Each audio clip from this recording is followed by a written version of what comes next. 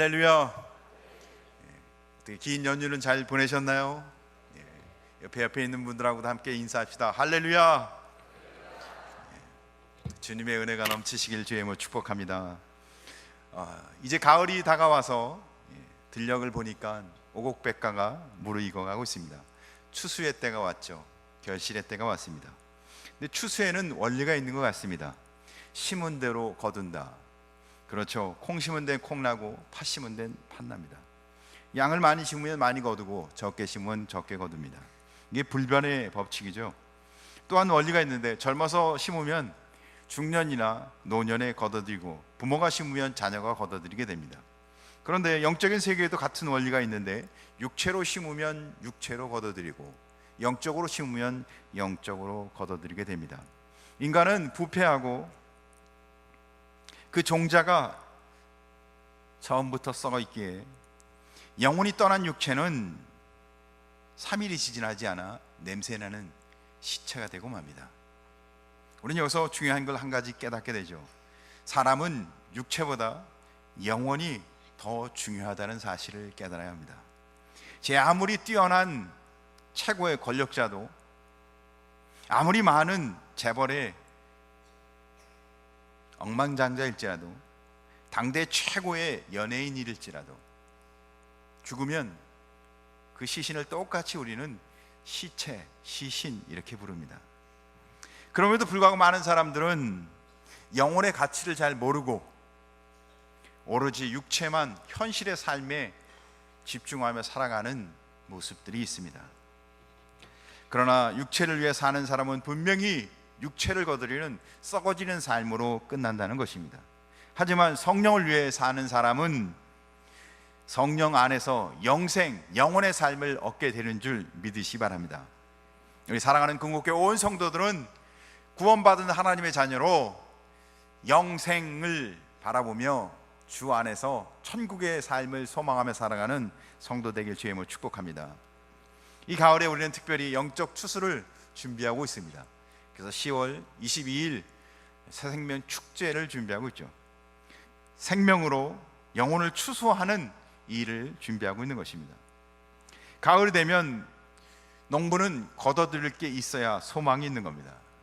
농부가 1년이 지나 가을이 됐는데 거둬들일 게 없다면 아마 그의 삶 속에는 절망과 실망만 있을 것입니다. 마찬가지로 하나님 앞에 구원받은 거룩한 성도는 한 해가 지나가는데도 단 한 명에게도 복음을 전하지 못하고 뭘 했는지 의미 없는 삶을 보낸다면 대체 우리는 하나님 앞에 구원받은 백성으로 무엇을 말할 수 있겠습니까? 우리는 주 안에서 영적으로 추수하는, 하나님의 은혜 가운데 영혼을 구원하는, 복음을 전하는 거룩한 성도의 삶을 살아가길 간절히 소원합니다. 그래서 오늘 본문 성경을 통해서 왜 우리가 그러면 전도해야 하는지 함께 나누며, 왜 전도해야 하는지 이 가슴에 새겨지고 또 그 은혜 가운데 살아가시길 간절히 소원합니다. 첫째, 하나님은 왜 전도라는 미련한 방법을 사용하여 사람을 구원하실까요? 전도는 성경에 미련한 방법이라고 기록하고 있습니다. 근데 그 미련한 방법으로 사람을 구원하신대요. 이상하지 않습니까? 그 이유는 세상은 타락한 지혜를 갖고 있어서 하나님을 알 수 없기 때문입니다. 타락한 지혜로는 하나님을 알 수가 없습니다. 세상 사람들은 하나님을 아는 것 같이 이야기하지만 알지 못합니다. 하나님을 만난 것처럼 이야기하지만 만난 적이 없습니다. 나름대로 하나님을 찾는 사람들이 있지만 어떤 사람도 자기의 지혜로, 자기 스스로 하나님을 찾은 사람은 어제도 앞으로도 없을 것입니다. 왜냐하면 모든 사람이 죄를 범하였기 때문에 그 누구도 하나님의 영광에 도달할 수가 없기 때문입니다. 하나님이 주시는 그 은혜를 누릴 수 있는 사람은 없다는 것입니다. 그래서 불가피하게 십자가를 하나님이 준비하십니다. 예수님이 우리의 죄를 위하여 십자가를 지시고 죽을 수밖에 없었던 것입니다. 우리가 모두 다 죄인이기 때문에. 성경을 찾아보면 어느 시대에나 마찬가지로 인간은, 세상은 다 죄악으로 가득 차 있는 것을 보여주고 있습니다. 노아 같은 의인이 살았던 시대에도 보면 혈육이 있는 자들이 그 행위가 파괴적이고 죄악이 세상에 관영하며 그들의 생각이 모두 악할 뿐이라고 성경이 기록하고 있습니다. 얼마나 악했는지. 아브라함과 이삭과 롯의 시대를 보면 의인 5이 없어 하나님이 한 도시를 심판하십니다. 끔찍하죠. 그뿐만인가요? 사사시대를 보면 인간의 슬픈 타락의 역사가 기록되어 있습니다. 진흙탕에 있는 그들을 끄집어내어 씻겨놓으면 다시 스스로 진흙탕 속에 가서 굴러요. 뭐와 비슷해요? 돼지하고 비슷하지 않습니까? 사사기의 시대는 돼지 같은 인간의 타락한 모습을 그린다고 일명 말하기도 합니다. 열왕기 시대를 보면 첫째 왕 사울로부터 시작해서 마지막 왕 시드기야까지 그 역사는 끊임없이 어두운 타락과 태보와 우상 숭배로 가득 차 있습니다. 구약의 역사서는 죄악의 역사입니다. 타락의 역사입니다. 몇몇 선한 왕이 있었지만 그들에게도 항상 단서가 붙어요. 산당은 제하지 아니하였더라. 제약을 뿌리채 뽑은 사람은 없었다는 겁니다. 그래서 다윗은 이렇게 기도합니다. 시편 12편 여호와여 도우소서, 경건한 자가 끊어지며 충실한 자들이 인생중에 없어지나이다. 이사야는 그 당시에 하나님을 믿는다고 하는 이스라엘 사람들의 영적 상태를 이사야 1장 5절에 이렇게 표현합니다. 너희가 어찌하여 매를 더 맞으려고 패역을 거듭하느냐? 온 머리는 병들었고 온 마음은 피곤하였습니다. 생각하는 게 다 병들고 피곤하다는 겁니다. 이스라엘 백성의 영적 상태. 만군의 여호와께서 우리를 위하여 생존자를 조금 남겨두지 아니하셨더라면 우리가 소돔과 같고 고모라 같으리라. 하나님 만약에 은혜를 베풀어서 몇 명이라도 의인을, 그래도 선하게 살고자 하는 사람을 남겨두지 않았다면 이미 심판받았다는 거죠. 소돔과 고모라처럼. 만약에 하나님 우리에게 은혜 베푸셔서 우리를 구원해 주지 않았다면 우리도 아마 소돔과 고모라 같을 것입니다. 에레미야는 그 시대를 이렇게 표현합니다. 너희는 예루살렘 거리로 빨리 다니며 그 넓은 거리에서 찾아보고 알라. 너희가 만일 정의를 행하며 진리를 구하는 자를 단 한 사람이라도 찾으면 내가 이 성읍을 용서하리라. 한 사람만 찾아도 용서하겠다는, 한 사람이 없대요. 악한 세상, 죄악으로 가득 찬 세상, 그것이 세상의 모습입니다. 인간의 타락한 지혜로는 하나님이 절대로 알 수 없다는 이야기를 하는 겁니다. 인간의 노력으로, 인간의 방법으로 절대로 구원은 이룰 수 없다는 겁니다. 그래서 하나님은 전도의 미련한 방법으로 하나님을 알 수 없는 세상에, 하나님을 알 수 없는 사람들에게 구원, 영생, 하나님의 자녀의 복 주시기를 원하시는 줄 믿으시 바랍니다. 두 번째, 하나님께서는 왜 미련한 사람들을 택하셔서 전도하게 하실까요? 하나님 왜 우리를 택하실까요? 우리가 그렇게 하나님 앞에 순종적이지도 않은데, 우리뿐만 아니라 하나님이 택한 이스라엘 백성도 그렇게 순종적이지 않았어요. 오늘 성경을 보면 18절, 20절, 21절, 23절, 25절, 27절에 보면 미련하다는 이야기가 기록되어 있습니다. 그것은 세상에 없는 자, 천한 자, 약한 자, 미련한 자를 총칭해서 아마 그 미련하다는 이야기를 아마 강조하고 싶었던 것 같아요. 근데 그들을 택해서 그 방법을 통해서 복음을 전하게 하신다는 거예요. 왜 그러실까요? 하나님의 능력, 하나님의 영광이 드러나고 어떤 육체라도 자랑하지 못하게 하기 위해서입니다. 예수 믿고 자랑하는 자마다, 예수 믿고 자랑을 말하는 자마다 하나님의 은혜가 무엇인지 잘 모르는 겁니다. 초대교회 보면 제자, 어부들을 통해서, 그들이 어부였잖아요, 주로 직업이. 그들을 통해서 헬라 철학, 당대 최고의 학문인 헬라 철학을 부끄럽게 합니다. 사도행전 4장을 보면 그들이 베드로와 요한이 담대하게 말함을 보고 그들을 본래 학문 없는 범위로 놨다가 이상히 여기며 또 전에 예수와 함께 있던 줄로 알고 어부들을 통해서 당대 최고의 학문 헬라 학문을 하고 있는 그들을 부끄럽게 만들었다. 특별히 이 고린도는 당시의 최고의 도시였습니다. 당대의 최고의 지혜와 지식인들로 가득 찬 도시가 고린도였습니다. 고린도에는 학자들, 철학자들, 많은 사람들이 있었습니다. 그런데 사람들은 자기가 좋아하는 지식인, 자기가 좋아하는 철학을 쫓아 분파를 형성하기 시작합니다. 자연스러운 일이죠. 세상은 자기가 좋아하는 것을 추구하게 되어 있습니다. 그러면서 분파를 이루죠. 이런 파 저런 파. 근데 문제는 교회도 그 세속의 흐름에 따라 똑같이 교회 안에도 분파를 이루며 그 분파가 분쟁을 일으키는 모습을 보여주는 게 그것이 고린도 교회였습니다. 고린도 교회의 가장 큰 문제는 분열, 분파의 문제였어요. 자기가 좋아하는 사람, 좋아하는 것을 쫓아 사람들이 모이기 시작하면서 분쟁이 일어난 겁니다. 교회는 이 분열을 극복하고 하나가 되어 연합하여 하나님의 뜻을 이루어갈 때 하나님이 가장 기뻐하고 가장 아름다운 교회가 되는 것입니다. 우리 근곡교회는 하나님의 뜻에 따라, 아니 자기가 원하는 것을 포기하고 하나님의 뜻으로 세워지는 아름다운 하나 되는 교회 되길 간절히 소원합니다. 바울은 이 고린도 교회 교인들 사이에 있는 이 분파가 그 원인을 인간이 자기를 자랑하고 싶은 것으로부터 나온다고, 교만으로부터 나온다고 지적하고 있습니다. 예수를 믿는다는 것은 세상적인 자랑을 내려놓고 사는 것을 말합니다. 그러나 예수 믿으면서도 우리는 세상적인 걸 포기할 수가 없어요. 자랑하고 싶거든요. 가문을 자랑하고 싶고, 배운 것을 자랑하고 싶고, 지위를 자랑하고 싶고, 재물을, 돈이 많으면 자랑하고 싶지 않습니까?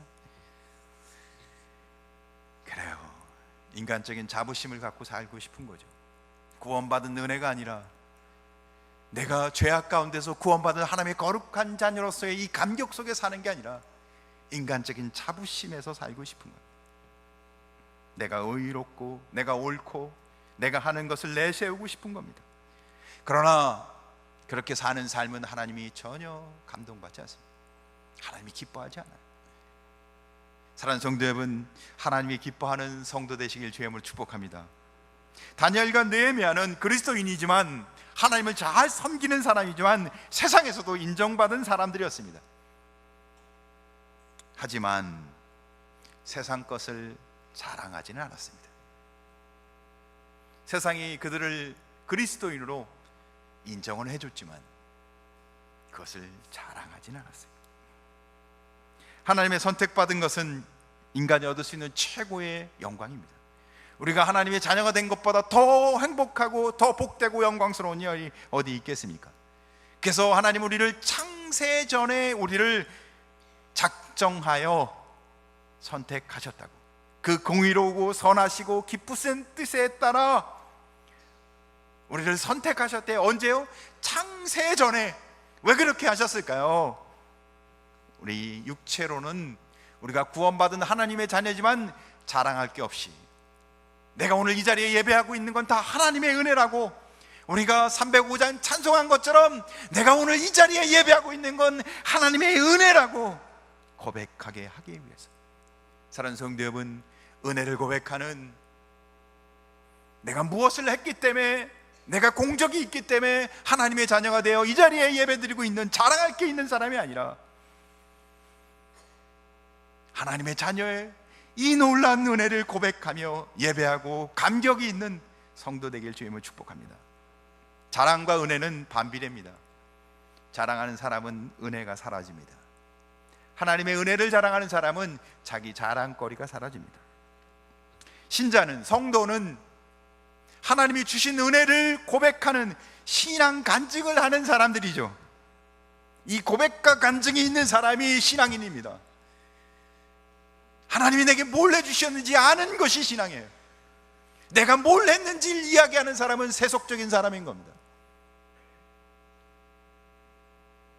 예수님을 자랑하지 않으면 사람은 교만해지고 서로 시기하고 분쟁이 생기고 파벌이 생깁니다. 예수님이 주신 전적인 은혜를 기억하지 못하고 망각하면 자기 자신의 우월감과 특권의식에 살아갑니다. 그게 유대인 이스라엘 백성들 모습 아닙니까? 그러나 예수 그리스도만이 내 인생의 전부며, 가난해도 부족해도 연약해도 예수님이 나 같은 사람을 구원해 주신 은혜를 고백하며 사는 사람은 하나님이 그를 통해 영광을 받으시는 줄 믿으시 바랍니다. 그래서 바울은 인간적으로 정말 자랑할 게 많은 사람이었어요. 가문이 얼마나 탁월합니까? 그 시대에 로마 시민권을 갖고 산 사람이었고, 그가 얼마나 공부를 많이 했습니까? 가마리엘 문화생이었습니다. 제가 보기에요, 바울은 정말 대단한 사람이에요. 그리고 얼마나 많은 업적을 남깁니까? 그의 저서, 성경의 대부분, 신약 성경의 대부분은 그가 기록하지 않았습니까?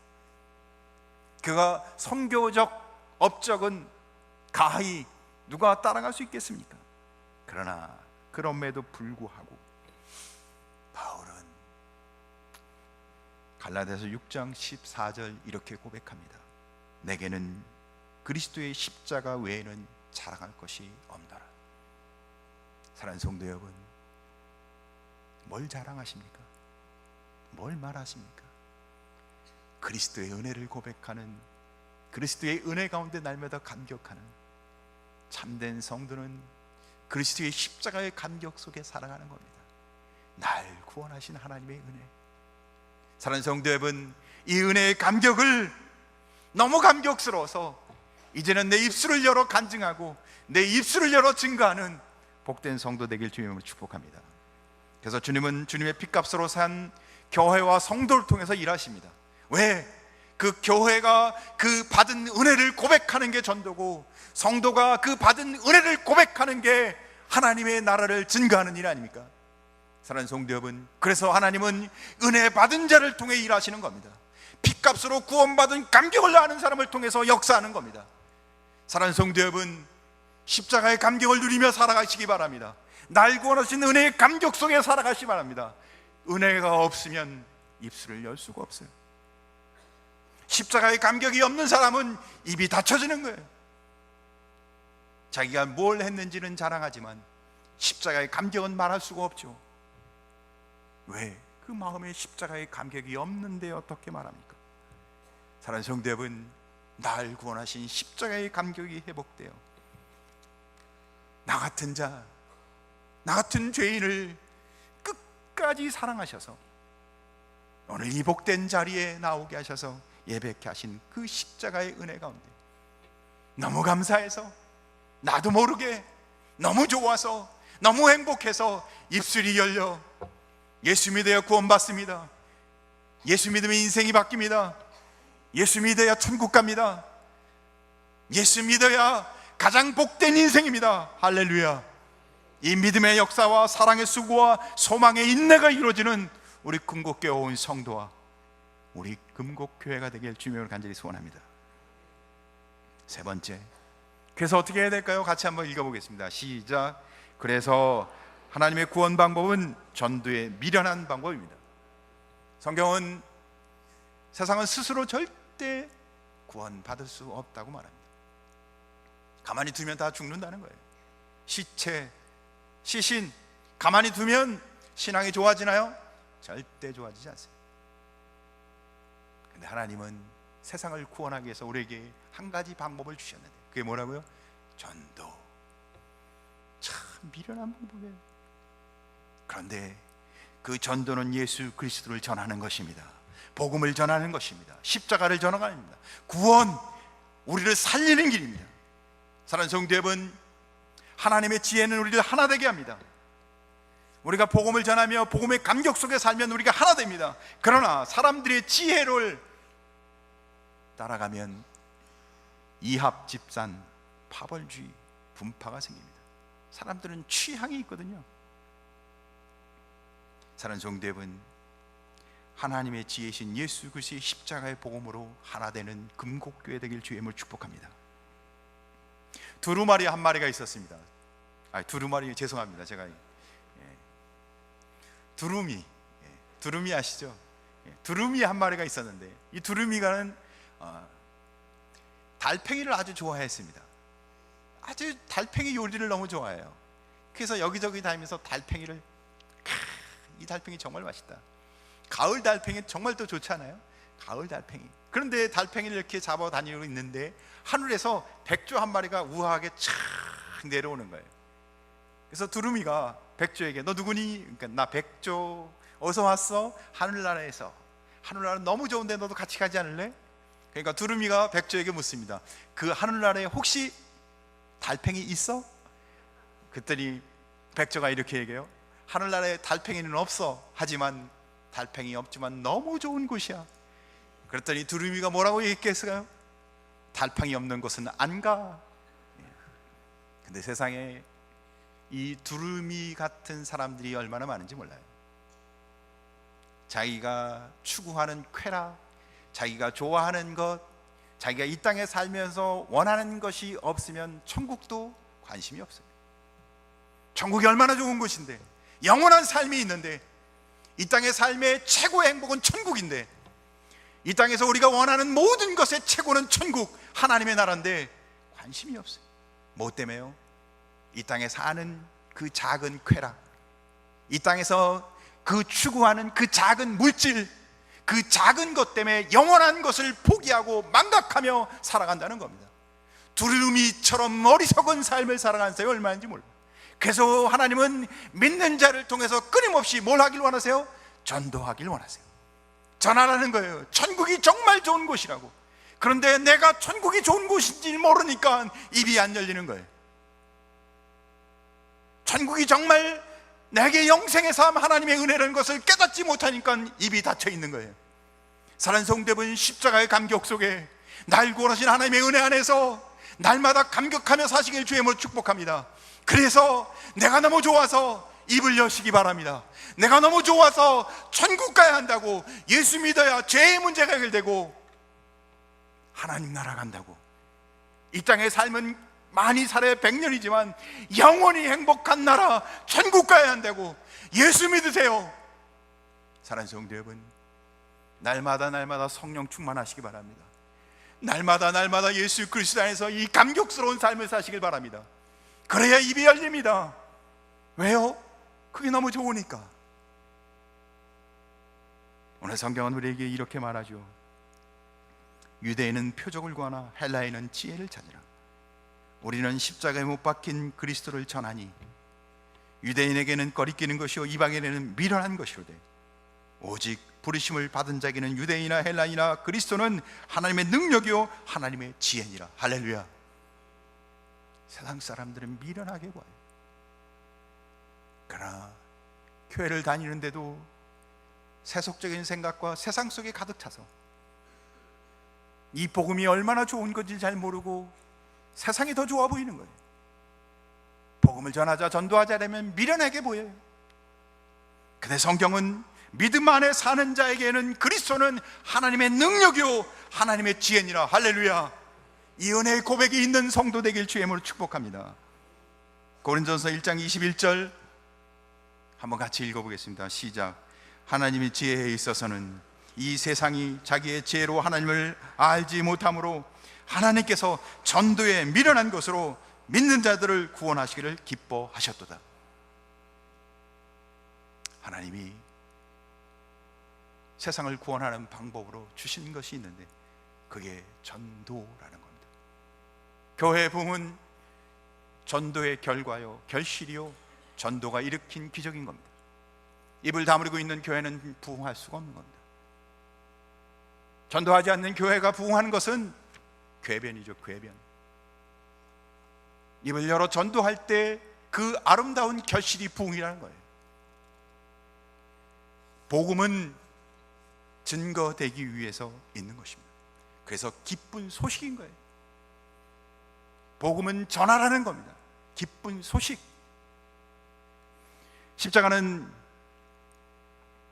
믿지 않는 사람들에게는 정말 어리석은 일이죠. 미련한 짓이죠. 그래서 세상 사람들이 예수 믿으세요, 십자가를 은혜를 받으셔야 합니다, 십자가의 은혜를 받아야 합니다, 이렇게 이야기하면 저 멀쩡한 사람이, 그렇죠, 멀쩡하게 생겼잖아요, 그죠? 멀쩡한 사람이 어떻게 저렇게 교회를 다녀갖고 환자가 됐는지. 사랑하는 성도 여러분, 세상 사람들은 눈앞에 보이는 것만 보고 이야기합니다. 그러나 예수 믿는 사람은 눈앞에 보이는 것이 아니라 하나님의 말씀에 근거해 영혼을 바라보며 우리에게 약속한 영원한 소망을 바라보며 살아가는 것입니다. 사랑하는 성도 여러분, 십자가의 감격 속에 세속에 따라 살아가지 마시고 말씀의 약속에 따라 살아가는 하나님의 지혜에 있어서는 이 세상이 자기 지혜로 하나님을 알지 못하므로 세상 지혜로는 하나님을 알 수도 만날 수도 구원을 받을 수도 없다는 거예요. 그러나 하나님께서 전도에 미련한 것으로 복음으로 십자가로 믿는 자들을 구원하기를 기뻐하셨도다. 사랑하는 성도 여러분, 십자가와 복음과 이 감격스러운 은혜를 통하여 날마다 승리하시길 주님을 축복합니다. 사랑하는 성도 여러분, 사람은 아무리 지혜롭고 머리가 좋아도 스스로는 절대 구원의 길이 없다는 얘기입니다. 복음, 십자가 전해야 된다는 거예요. 하나님은